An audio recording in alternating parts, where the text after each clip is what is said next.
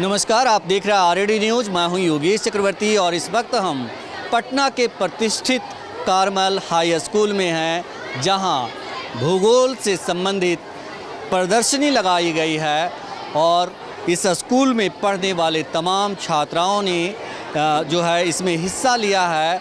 और इस प्रदर्शनी की खासियत है कि जैसा कि हमें एक टीचर ने बताया, भूगोल को मदर ऑफ ऑल साइंस कहा जाता है और इसीलिए इस प्रदर्शनी में वो सब कुछ दिखाया गया है जिसका ज़रूरत समाज को है। हम आपको बता दें कि इस प्रदर्शनी में छठ की छटा भी आप देख सकते हैं। देखिए किस तरह से यहाँ छठ की छटा दिखाई गई है। साथ ही यहाँ आप बिहार का मैप देख सकते हैं। बिहार की जो ज्योग्राफिकल स्थिति है वो दिखाया गया है। बिहार का चावल, टिक्की, बालूशाही से लेकर सत्तू तक और मधुबनी पेंटिंग तक को इस प्रदर्शनी में दिखाया गया है। और इस जो है छठ की छटा जो है यहाँ प्रदर्शनी लगाने वाली जो छात्राएं हैं ये हैं, क्या नाम है आपका? श्रेयांशी मिश्रा। श्रेयांशी मिश्रा। और आपका क्या नाम है? मंतशा जया नाइने जी। और ये हैं मंतशा जया। तो चलिए हम बात करते हैं, क्या आइडिया है मंतशा, क्या सोच करके आपने ये मॉडल जो है बनाया है? एक्चुअली क्या था कि हम लोग जब ज्योग्राफी कर रहे थे तो हमने सोचा कि क्योंकि ज्योग्राफी पूरे प्लैनेट की ज्योग्राफी होती है, पर हम लोग जहाँ रहते हैं जो है बिहार, तो हमें बिहार को भी दिखाना चाहिए कि कैसे गंगा यहाँ बहती है, कहाँ यहाँ पे सारी हिल्स है, कहाँ नालंदा है, कहाँ क्या है, हमें सब कुछ दिखाना चाहिए। बिहार के सारे प्रतिष्ठित चीज़ों को दिखाना चाहिए। इसीलिए हम लोगों ने ज्योग्राफी में ये बिहार का मॉडल बनाया और इसमें ऑफकोर्स अभी छठ आ रहा है, इसलिए हम उन्होंने बिहार का फेमस जो फेस्टिवल छठ है उसे भी दिखाया है। साथ साथ सारा बालूशाही, भागलपुरी चावल और मधुबनी पेंटिंग का ग्रास वर्क भी दिखाया है, जो कि बिहार के प्रतिष्ठित चीज़ों में से एक है, जो जीआई टैग लिस्ट में इंक्लूडेड है। उसमें 14 चीज़ें हैं, जिसमें ये भागलपुरी चावल, बालूशाही और बिहार के सिलाव, खाजा, तिलकुट, मुजफ्फरपुर की लीची भी इंक्लूडेड है। हम श्रेयांशी मिश्रा से बात करते हैं। श्रेयांशी, आप इस मॉडल को बनाई हैं, तो आप दोनों ने, जैसा कि मंतुषा ने बताया, आप क्या सोचती हैं इसके बारे में? मुझे लगता है कि जैसा कि ज्योग्राफी एग्जीबिशन हमने अपने स्कूल में रखवाया है, तो फिर हमें अपने स्टेट की ज्योग्राफी दिखाना तो बहुत ज़रूरी था। इसीलिए हमने बिहार को रिप्रेजेंट किया है ताकि लोग बिहार को और जानें। जैसा कि आप जानते हैं, हमने बिहार के महापर्व को दिखाया है, छठ को दिखाया है, बिहार के कुछ अनाजों को दिखाया है, बिहार के प्रमुख भोजनों को दिखाया है और बिहार के बहुत सारे आर्ट पीसेस हैं, जैसे कि मधुबनी, टिकुली और भी सिक्की, कासा की थाली, ये सब हमने दिखाने की कोशिश की है, लोगों को बताने की कोशिश की है इन सभी चीज़ों के बारे में, ताकि उन्हें अपने स्टेट के बारे में और भी ज़्यादा पता चले। बिल्कुल, कासा की थाली का आपने जिक्र किया, जो बहुत ही कम जगहों पे देखने को मिलता है, खास करके बड़े महानगरों में तो एकदम लुप्त है, कहीं नहीं मिलता। तो ये सब जो है बिहार की खुशबू, बिहार की मिट्टी को जो है ये दोनों स्टूडेंट्स ने दिखाने की कोशिश की है। और ये छठ व्रती हैं। आपका क्या नाम है? जानवी। जानवी, ये बताइए कि आप तो त्यौहार में हैं, क्या करना चाहेंगे? मैं यही कहना चाहूँगी कि छठ, जैसा कि आप जानते हैं, इसमें सूरज की पूजा की जाती है। बहुत सारे ऐसे त्यौहार होते हैं जिसमें सूरज की पूजा की जाती है, पर छठ में उगते हुए सूरज की साथ ही साथ ढलते हुए सूरज की भी पूजा की जाती है और इसे सभी पसंद करते हैं। और आज मुझे ऐसे छठी मैया की ये बन के बहुत अच्छा लग रहा है। जावी को। और ये हैं, क्या नाम है आपका? एकता, आप क्या कहना चाहोगी? वो हमारा बिहार का मैप है। हमारा बिहार का मैप बहुत सुंदर दिखता है और उसके वजह से हमारा जो ज्योग्राफिकल फीचर्स है, जो रिवर्स होते हैं, वो माउंटेन से कैसे फ्लो करता है और कितने मेंडर्स फॉर्म करता है, ऑक्सबो लेक्स फॉर्म करता है, वो इतनी अच्छी संरचना होती है भगवान की। We should cherish that, definitely we should cherish that. And Bihar is a place which already is rich in tradition, heritage and culture, and we are so happy to live here. जी मैम। एज ए गार्जियन मुझे एक बहुत अच्छी बात लगी, जहाँ बच्चे अपने कल्चर भूल रहे हैं, अपने ही घर में अपने लैंग्वेज भूल जाते हैं। आजकल क्या होता है, भोजपुरी, मैथिली, जो भी अपना लैंग्वेज है वो भूल रहे हैं। ये बच्ची इतने सुंदर से भोजपुरी बोली है कि देखिए मैं भी बोलती हूँ घर में भोजपुरी, लेकिन उसके बाद सुनकर ये लगा, क्योंकि देखिए कॉन्वेंट में पढ़ रही है, आगे भी बहुत अच्छा ही करेगी। जिस तरह से यहाँ का इन्वायरमेंट देख रहे हैं हम, इससे बच्चे सीखेंगे कि हमारे कल्चर्स क्या हैं, छठ में क्या होता है। बहुत बच्चे देखते देखते ही सीखते हैं। आज ये बच्चे जानेंगे छठ में, वो लड़की को देखिए, ये मुझे बहुत अच्छा लगा। मैं बस यही कहना चाहूँगी। Thank you. Thank you. तो आपने सुना एक पेरेंट्स को कि इतना खुश हो गई कि बीच में वो आ गई और बच्चे ये जो एक्सप्रेस किया है उसके बारे में बताया। आपका क्या नाम है? कीर्ति श्री। आप क्या करना चाहती हो? हमने ये मधुमणि पेंटिंग किया है।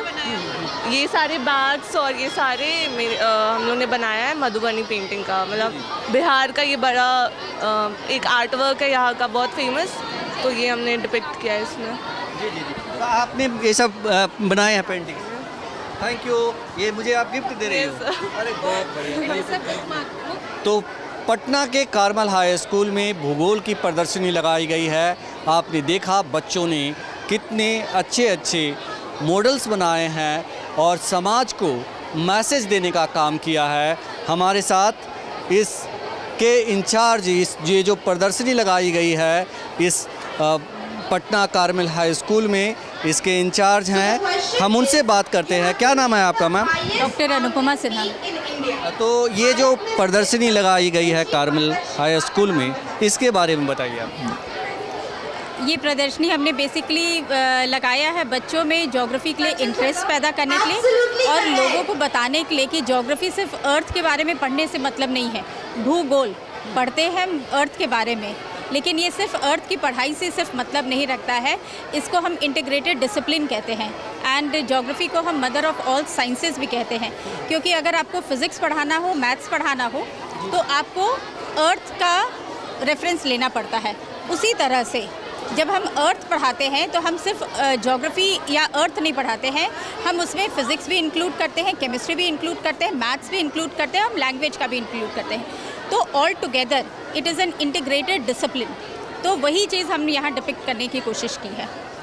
हमने और उधर रीजनल ज्योग्राफी को भी शो किया है, जिसमें हमने बिहार के हर एक कॉटेज इंडस्ट्री से लेके फूड, कल्चर और उसकी फिजियोग्राफी सब चीज़ को शो करने का कोशिश किया है।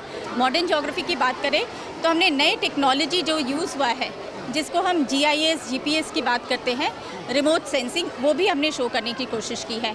अर्थ के एवरी पार्ट, मतलब रोटेशन एंड रिवोल्यूशन से लेके इस पे होने वाले असर, जो इंडस्ट्रियलाइजेशन होता है तो इस पर क्या असर हो रहा है, क्लाइमेट चेंज, उसकी बात भी हमने की है।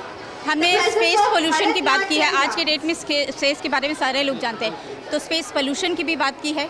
एक तरफ हम कल्चर दिखा रहे हैं तो हम पोल्यूशन भी दिखा रहे हैं। हम ये भी दिखा रहे हैं कि डेवलपमेंट के साथ साथ कैसे कैसे हमारा अर्थ डिग्रेड हो रहा है, तो forest fire and climate change से रिलेटेड। देन हमने मॉडर्नाइजेशन, जो भी डेवलपमेंट है, जिसको हम कहते हैं मॉडर्न वर्ल्ड का temple, that is multipurpose dam, वो भी हमने शो करने की कोशिश की। बेसिक पर्पस है कि ज्योग्राफी में इंटरेस्ट पैदा करना और ज्योग्राफी को लोगों को बताना कि ज्योग्राफी सिर्फ एक रटंत विद्या नहीं है, ये अप्लाइड साइंस है।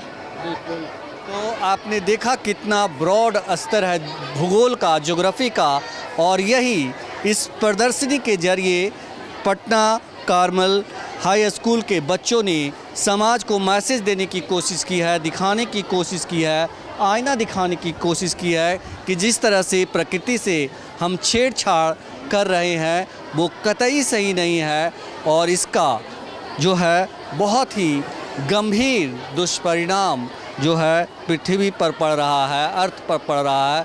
न सिर्फ अर्थ पर बल्कि वायुमंडल और स्पेस में भी इसका दुष्परिणाम देखने को मिल रहा है। हमारे साथ एक और टीचर हैं जो इंचार्ज हैं, क्या? मिसेज पिंकी सिंह। मैम, ये यहाँ जो प्रदर्शनी लगाई गई है, आप इसके इंचार्ज हैं, तो आप बताइए कि आप किस दृष्टि से देखते हैं, क्या नज़रिया रहा इसको लगाने का? नज़रिया ये है कि बच्चे जो हैं हमारे, मैसेज दें पूरे समाज को कि भूगोल एक बहुत ही महत्वपूर्ण विषय है। Geography is a very important subject. लोग ये सोचते हैं कि हम अपने बच्चे को सिर्फ डॉक्टर इंजीनियर बनाएं, लेकिन कोई ये नहीं बोलता है कि हम ज्योग्राफर बनाएं।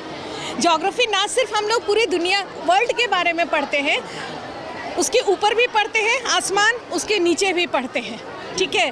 और ऐसा है कि physics, chemistry, maths, science, economics जो भी है सब ज्योग्राफी में इंक्लूडेड है। और इसीलिए ज्योग्राफी को हम लोग इंग्लिश में कहते हैं मदर ऑफ ऑल साइंसेस।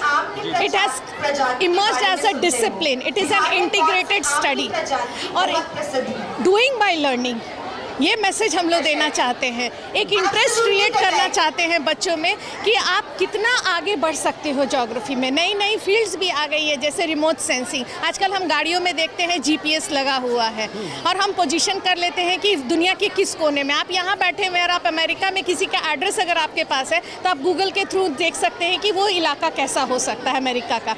तो एक ज्योग्राफी को एक ग्लोबल विलेज बना दिया गया है। Geography has become a global village. We are connected with each and everyone. So this we are trying to show to the society that cultural, regional, economic wise, every wise geography is physically we are connected. कहीं आप पहाड़ पर्वत देख रहे हैं, कहीं आप global warming को देख रहे हैं, कहीं आप क्लाइमेट चेंज के बारे में जान रहे हैं और कहीं पे आप ज़मीन में कितना सतह है, मिट्टी की कितनी परतें हैं वो भी आप देखे होंगे। शायद वो भी मॉडल डिस्प्ले किया हुआ है हमारे बच्चों ने।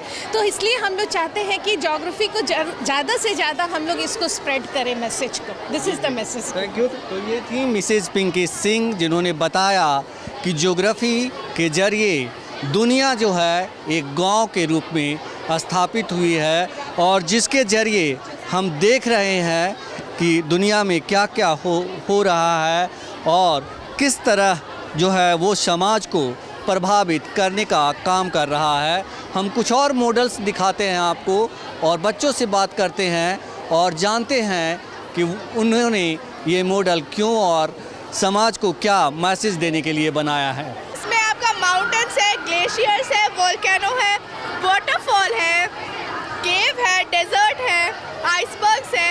ये जो भी अर्थ पे आपके लैंडफॉर्म्स प्रेजेंट होते हैं वो सारे इस एक मॉडल में हम लोग आपको इकट्ठा करके दिखा रहे हैं। और हमने इससे रिलेटेड यहाँ पे कुछ क्विज बनाए हैं इसे अच्छे से रिप्रेजेंट करने के लिए, इसके लैंडफॉर्म्स को।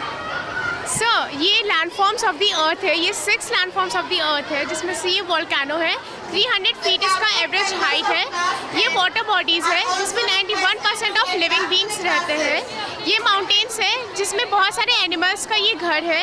ये ड्रॉट है जिसमें सबसे ज़्यादा स्केलेटन्स पाए जाते हैं। ये फॉरेस्ट है और ये प्लेटोज़ है जिसको हम लोग पठार भी कहते हैं। ये रूफ ऑफ द वर्ल्ड के नाम से भी जाना जाता है। और सर ये सब 6 लैंडफॉर्म्स ऑफ द अर्थ है और भी बहुत सारे होते हैं लेकिन हमने ये 6 एग्जाम्पल्स लिए हैं। Thank you. ये बताओ कि क्या बनाई हो आप लोग? तो हमने यहाँ अपने वातावरण को देखते हुए हमने ग्लोबल वार्मिंग का वर्किंग मॉडल बनाया है। जैसे हम लोग देखते हैं आजकल हमारे इन्वायरमेंट में कुछ ज़्यादा ही हीट प्रोड्यूस हो रहा है और वो इतना ट्रैप होते जा रहा है, उसको कहीं एस्केप करने का मौका नहीं मिल रहा है। इतने लार्ज क्वांटिटी में होते जा रहा है, जो हमारा स्ट्रेटोस्फीयर में जो ओजोन लेयर है वहाँ होल होते जा रहा है। ओजोन लेयर का काम है हमें अल्ट्रा वायलेट रेस से प्रोटेक्ट करने का, लेकिन इसके वजह से बहुत सारे रिएक्शंस हो रहे हैं, जैसे हमें स्किन कैंसर, ये सब के डिजीजेज भी आजकल देखने को मिल रहे हैं। इसके आगे के सब टॉपिक्स मेरी पार्टनर समझाएंगे। बारिश भी कम हो रही है। हाँ, बारिश भी कम हो रही है। हमने यहाँ डिस्कस भी किया है इससे। जैसे जो एक्सेसिव हीट प्रोड्यूस हो रही है उसके कारण ग्लेशियर मेल्टिंग हो रहा है। पहले glaciers 20% of the land surface occupy करते थे पर अब वो घट के सिर्फ 10% हो गए हैं। इसकी वजह से जो कोरल कोस्टल रीजन्स है उसमें सी स्टॉर्म्स के चांसेस बहुत ज़्यादा बढ़ गए, जैसे यूरिकेन्स, टॉर्नेडोज, टाइफून्स। हम लोग आए दिन न्यूज़पेपर में इसकी खबरें सुनते रहते हैं। साथ ही साथ इसके कारण सी लेवल्स भी बहुत ज़्यादा राइज हो जाते हैं जिसके कारण फ्लड के चांसेस जो रिस्क होते हैं कोस्टल रीजन्स में वो बहुत ज़्यादा बढ़ गए। फिर हमने यहाँ डिफॉरेस्टेशन और ड्राउट भी दिखाया है। जैसे आजकल लोग पेड़ बहुत ज़्यादा काट रहे हैं जिसकी वजह से कार्बन डाइऑक्साइड की मात्रा एनवायरनमेंट में बढ़ती जा रही है और ऑक्सीजन की मात्रा घट रही है।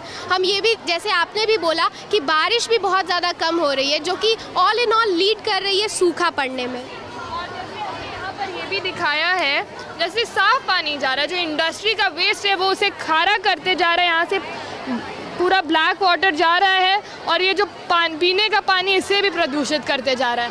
और हम लोग आजकल देखते हैं जैसे गर्मी का मौसम 4 से 5 महीने में ख़त्म हो जाता था, इतना हीट प्रोड्यूस हो रहा है उसके कारण अभी भी हम लोग गर्मी महसूस कर सकते हैं।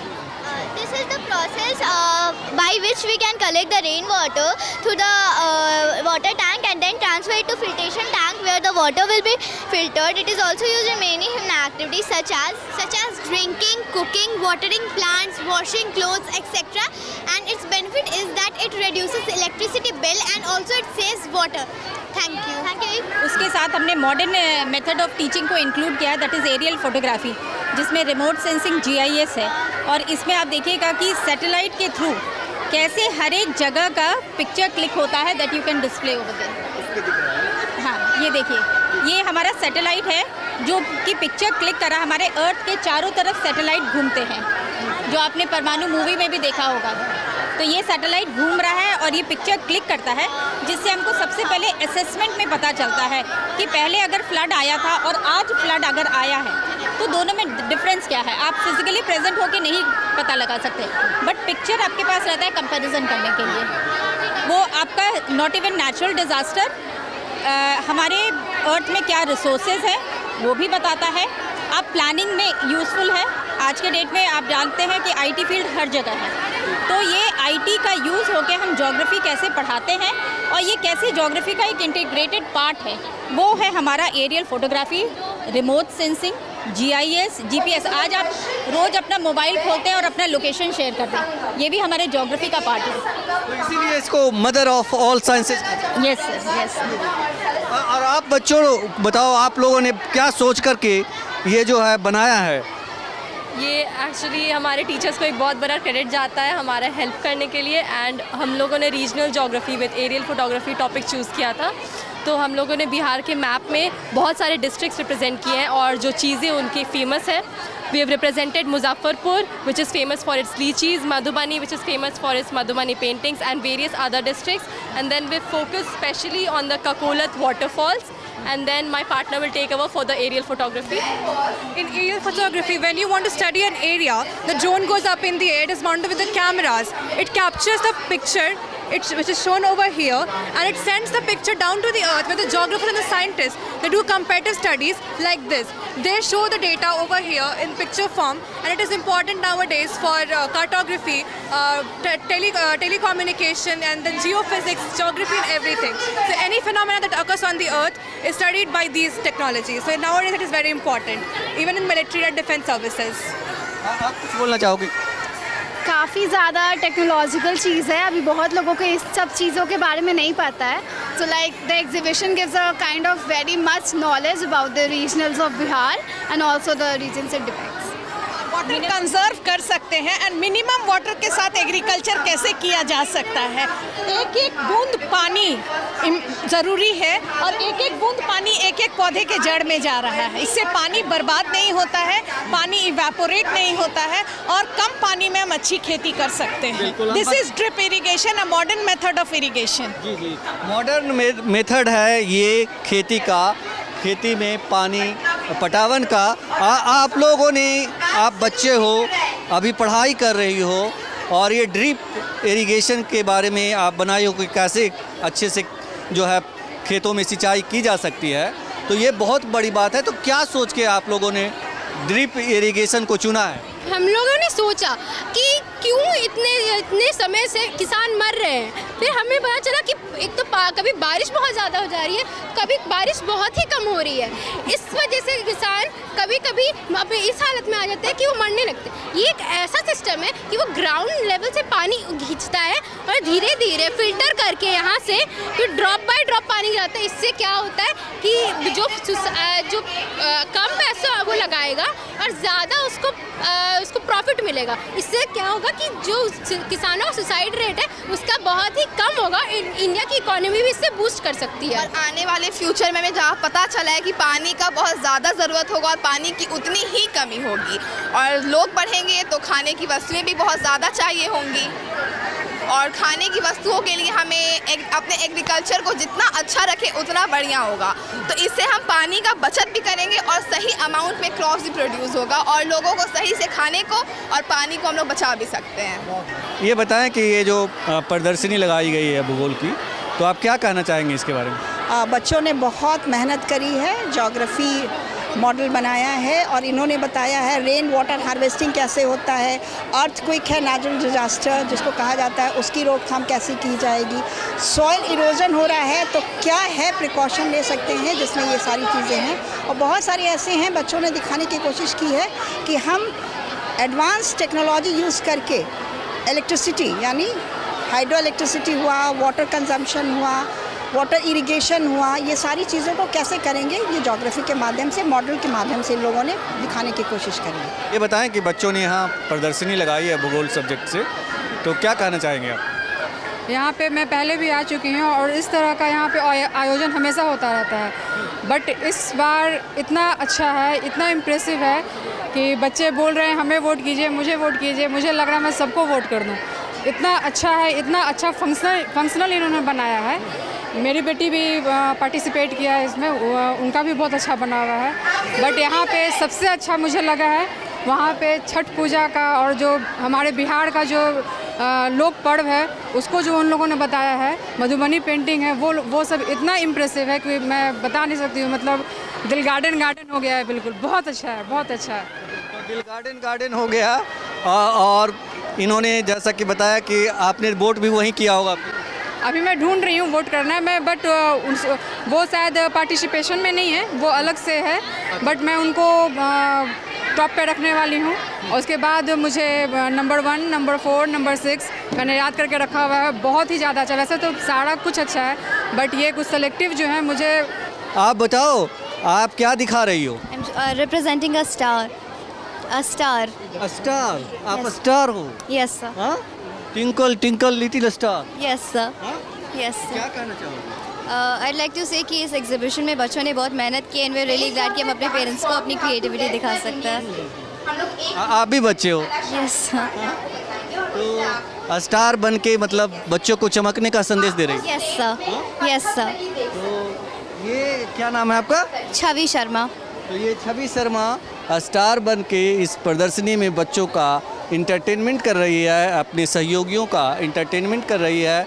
और यहाँ हम आपको दिखाएं कि यहाँ पे ये किस ये चेंजिंग ऑफ सीजन्स पे हमने बनाया है ये मॉडल। इस मॉडल के थ्रू हम ये बता रहे हैं कि धरती पे जो सीजन्स है वो कैसे चेंज होते हैं। हम सब जानते हैं हम लोग 4 सीजन्स हैं, स्प्रिंग, समर, विंटर और रेनी सीजन है। तो ये जो धरती इस सूरज के चारों ओर ये धरती घूमती है और यहाँ आप इस चार्ट पेपर पे देख सकते हैं कि ये जो धरती है वो टेढ़ी लाइन पे टिल्टेड रहती है। सो उस लाइन के टिल्ट के कारण जो नॉर्थ पोल है जब वो सूरज की साइड होता है, जब रेज पड़ती है यहाँ, तो नॉर्थ पोल पे हम लोग गर्मी सीजन को, समर सीजन एक्सपीरियंस करते हैं। यहाँ पे आप बीच का सीन देख सकते हैं। और जब साउथ पोल अलग रहता है तो यहाँ पीछे के साइड में हमने विंटर का भी सीन बनाया है। एक टर्म होता है इक्विनॉक्स जिसका मतलब होता है equal days and equal nights. During equinox we experience spring and autumn. So now my partner will tell you how spring and autumn works. So spring season like we know। अच्छा ठीक है, तो जब हम लोग इक्वेटर होता है, एक लाइन होता है इक्वेटर जो अर्थ को 2 इक्वल हाफ में डिवाइड करता है। तो क्या होता है जब ये घूमता है तो ये सन रेज जो होता है उस टाइम पे, उस दिन पे क्या होता है सन रेज डायरेक्टली फॉल करता है इक्वेटर पे। तो जब इक्वेटर पे फॉल करता है तो हम लोग दोनों हेमिस्फीयर में, साउथ और नॉर्थ दोनों में हम लोग 12 घंटे का दिन और 12 घंटे का रात एक्सपीरियंस करते हैं। हम लोग नॉर्दर्न हेमिस्फीयर में स्प्रिंग एक्सपीरियंस करते हैं और सदर्न हेमिस्फीयर में ऑटम और वाइसा वर्सा होता है। तो अगर और उसके बाद फिर हम लोग एक वर्ल्ड ऑटम इक्विनॉक्स भी एक्सपीरियंस करते हैं। जब घूमेगा धरती फिर हम लोग के नॉर्दर्न हेमिस्फीयर में रेनी सीजन आएगा और उसके बाद सदर्न हेमिस्फीयर में स्प्रिंग सीजन आएगा। ये क्या ग्रीन बिल्डिंग है, क्या है ये? नहीं, ये एक्चुअली ये डैम है जो पानी प्रोड्यूस करता है और वो पानी इतने ग्रेट फोर्स से प्रोड्यूस करता है कि टर्बाइन मूव करता है और जब टर्बाइन मूव करता है तो वही इलेक्ट्रिसिटी जनरेट करता है। फिर हम लोग को इलेक्ट्रिसिटी बिल्डिंग्स वगैरह में जनरेट करता है। फिर इलेक्ट्रिसिटी का तो बहुत सारे यूजेस है जैसे लाइट वगैरह। फिर उसके बाद वो फैक्ट्री में भी यूज़ होता है क्योंकि पानी का जो प्रोडक्शन होता है वो हर जगह के लिए ज़रूरत है। पानी हर चीज़ के लिए यूज़ होता है। और ये मॉडल आप देख रहे हैं जिसके बारे में ये बता रही थी, ये क्या कहना चाह रही हो? हम लोग दिखाना चाह रहे हैं कि इस वाटर से, डैम के वाटर से इलेक्ट्रिसिटी प्रोड्यूस हो जाता है। जो टर्बाइन उधर रहता है, वाटर बहुत फोर्सफुली आगे की तरफ जाता है डैम से, तो उससे इलेक्ट्रिसिटी प्रोड्यूस होता है। एंड इलेक्ट्रिसिटी बहुत इंपॉर्टेंट है आजकल के लाइफ में। एंड उससे हम लोग यूजेस दिखाए हैं उधर बिल्डिंग्स का, कि बिल्डिंग्स में। तो देखा है आपने, पटना के कारमल हाई स्कूल के बच्चों ने भूगोल से संबंधित प्रदर्शनी का आयोजन किया है और इसमें तमाम तरह के मॉडल जो है वो बनाए गए हैं, खूबसूरत मॉडल बनाए गए हैं। और अच्छी बात यह है कि इसमें नेचर को भी दिखाने की कोशिश की गई है कि किस तरह जो है पॉल्यूशन की वजह से लोग जो है, किस तरह पॉल्यूशन की वजह से नेचर बदल रहा है, मौसम बदल रहा है। Yogesh Chakraborty, RAD news, Patna, Carmel high school.